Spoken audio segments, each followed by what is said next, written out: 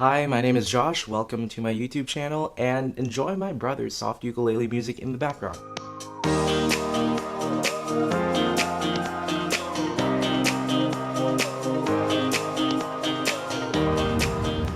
Hello, I am back. I am here with a video that was relatively highly requested, and that is college freshman year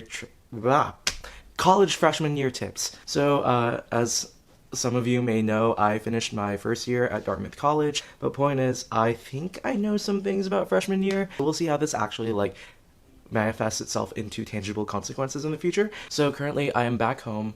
I have some other pre-filmed videos that will be posted later from my dorm room, but this was one that more people wanted to see, so this is coming out first, of course. I really wish some people told me these things before coming to college, but since I am a Dartmouth related YouTuber, I am going to add a few tips that are Dartmouth specific at the end. So if you're an incoming 23, stay tuned. That was a really uncomfortably long pause. I try to be as unfiltered as I can, and also, I am not a puppet of the administration here, so you can't tell me what to do. These are basically 11 freshman year tips for the incoming freshmen. The first that I have is to buy office supplies first. Also, buy some folders, like those manila folders, to kind of sort your papers by subject. What else? Buy desk lamps. Don't buy the ones with bulbs from like Target. I bought this really cool one that was like $15 from Amazon that had an LED light and it would like dim and stuff. Potentially, if your desk chair sucks, buy a new one, because I know for me, my desk chair rocked and I didn't understand why. So I bought this like cheap $30 one from Amazon that had like a mesh back and was so cool. So second tip, make a roommate contract with your roommates and get a meal with your roommates at the start of the year. This is how you make sure that you recognize them as people, because after all, at the end of the day, while you are living together, you're all individuals that have stories and stuff, and it's important to recognize that whenever one of you like makes a mistake or something. And also, making a roommate contract kind of prevents any issues with like who gets to take out the trash and any animosity that comes from that. Like, understand what you're sharing, understand what you're not sharing, if you will be having people in the room. Third tip, if it's hot during summer/early fall at your school, buy a fan, but don't buy it from the local stores. If you can bring one from like a store from home if you're driving up, or if you can Amazon Prime one, highly recommend that, because the local stores will definitely run out of box fans if it's hot. Fourth tip, know that you don't have to go out every night, and you have to prioritize academics so it doesn't fuck you over later. Definitely at the beginning of the term in freshman year, you'll be pressured because everyone's making friends, but your closest friends might still be the people that end up living in your building. So honestly, like, if you're just going to be social within your building, for the most part, that's enough. And just make friends through clubs and stuff. Don't force yourself to go out every night to the new hot freshman dorm party or whatever. It's not that fun, and also, like, it's kind of rough on your body when you go out 3-4 nights a week. I can tell from experience. Fifth tip, try as many clubs as you can that you may have a passing interest in, because you never know what you'll end up loving in college. And also, like, understand that you don't have to commit to everything. Like, you can try everything out, and then if you don't like it or you don't want to prioritize it anymore, drop the club. It's not hard. But like, you'll never know what you'll end up doing. My one friend and I were talking about this because we had both gotten involved in comedy clubs at both of our schools. And I was like, wow, neither of us expected to do that. Some of my friends I never expected to be outdoorsy, or like part of the canoe club and cabin and trail. Like, it's crazy. Alright, number 6, I'm gonna educate y'all on some basics on safe alcohol consumption, because as a freshman going into college, I understand it, you're gonna be around alcohol for the first time, and you're gonna be like, wow, I can wild out because my parents won't be here to like keep me safe. And also, some parents will buy their children beers, and I didn't understand that. Like, my parents were very like, I wouldn't say anti-alcohol, but they just didn't talk about things. But I did figure everything out, and I didn't get into too much trouble. I ended up being the person that would like bring Nalgene's of water everywhere because people would like go too crazy and not drink water. But basically, basics of alcohol consumption. Number 1, eat before drinking. Don't drink on an empty stomach because you get drunk fast. One thing that I like to do personally is to keep granola bars with me. If someone needs a granola bar or didn't eat, having some food in your system allows alcohol absorption to go a little bit slower. Also, you feel less gross when you drink with something in your body. Also, drink water so you don't get dehydrated/hungover. Like, literally before even leaving your dorm, if you know you're going out that night and you know you're drinking, fill up a Nalgene or a water bottle or something, so that as soon as you get back, you just down some water before falling into bed. Hangovers happen because you get dehydrated because you're not consuming water and you're only consuming alcohol. Drinking water, even like half an Nalgene's worth of it, like that's like 2 cups worth, will help so much in the morning. Oh, also, just don't pressure people to drink. That's an asshole move. Don't do it. Alright, next tip. Be smart when you choose your classes and don't overload. Easy classes don't necessarily mean like giving up the quality of your education. It just means that sometimes you can't like focus as much time into so many like hard classes. Like what I'm saying is like if you're gonna take a class that's very reading heavy, probably don't take 2 other classes that are reading heavy. You can take those in later terms. Take like a science class or like a math class or something quantitative, and then something artsy or like something like philosophy or sociology that's kind of social sciencey, to kind of balance out a reading heavy class.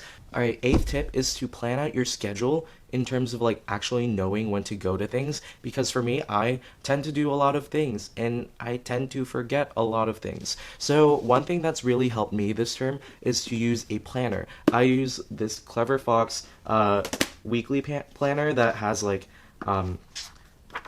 if you look over here, like the day and date is something you can fill in. So I'm not pressured to like finish this planner by the end of the year. Like I can use it to my discretion.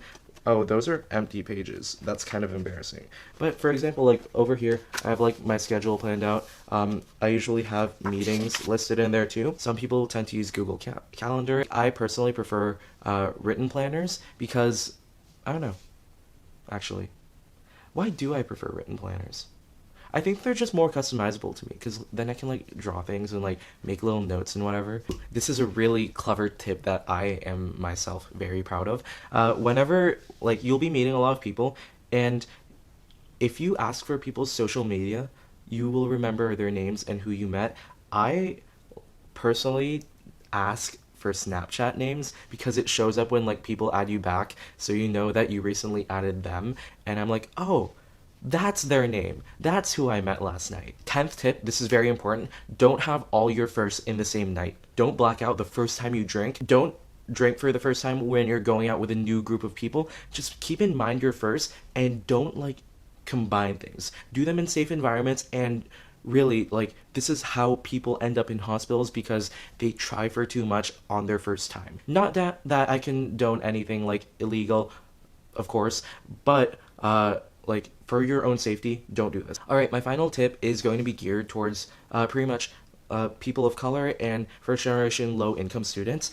And I think there's this kind of misconception that like once you go to college, all your problems will go away and whatever, but this is something that I personally have dealt with like from a very young age, considering that I am not rich, but I did go to a very wealthy private school and dealt with a lot of issues regarding my like race and identity, and also like my income and just how I was able to navigate all of that. But basically, know that pretty much every predominantly white institution is not going to be created for you, and that's the hard truth. By that, I mean a lot of students will be coming from like especially if you're lower income, you may be coming from a more homogenous community, and once you get to college, you're going to be meeting a lot of diverse people. And remember, like at the cost of diversity is also at the cost of being surrounded by a community that is as well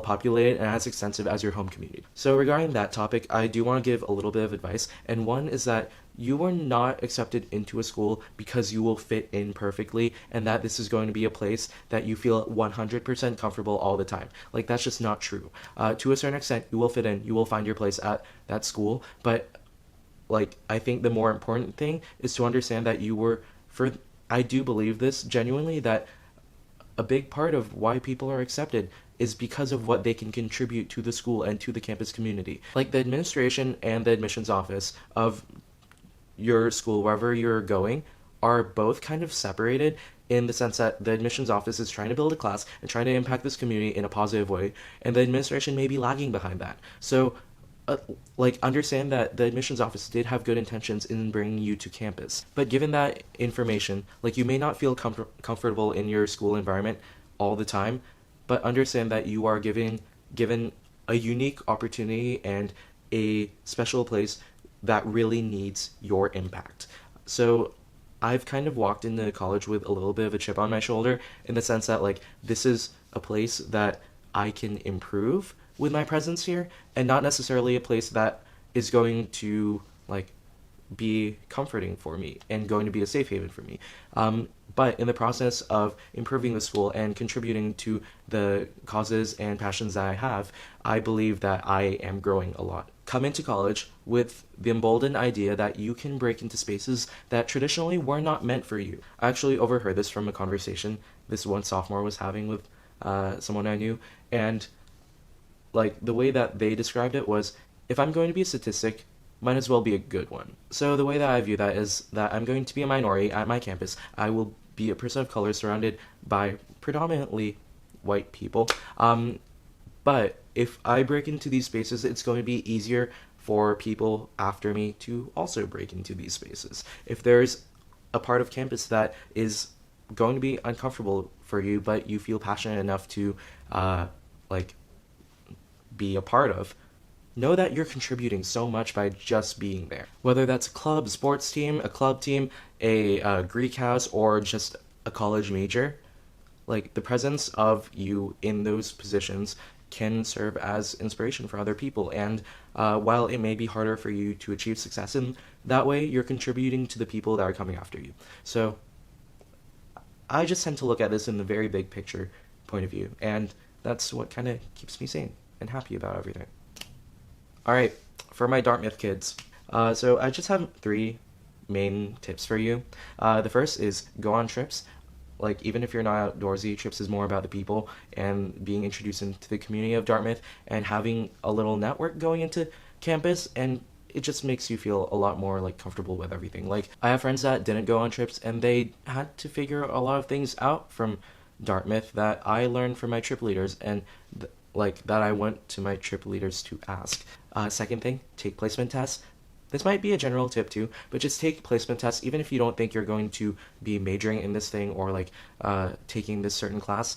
Meeting these prerequisites can allow you to take more advanced classes in the future if for some reason you change your mind and decide to do them. Okay, and my third tip is just don't take super hard classes your first term. There's always going to be that freshman hardo. They end up getting fucked over, and also there's others are like, oh, I'm gonna take 4 classes, I'm gonna take 5 classes in my first term. I'm going to take like upper level calculus, and I will take, I don't know, like honors chemistry at the same time. Like, yeah, some people will be able to do that, but most people won't, and it's totally fine to not be able to. So thanks for watching this video. Please like, subscribe, comment for more, and I'll see my 23s in the fall, and I hope this video helped. So, peace, and yeah, bye.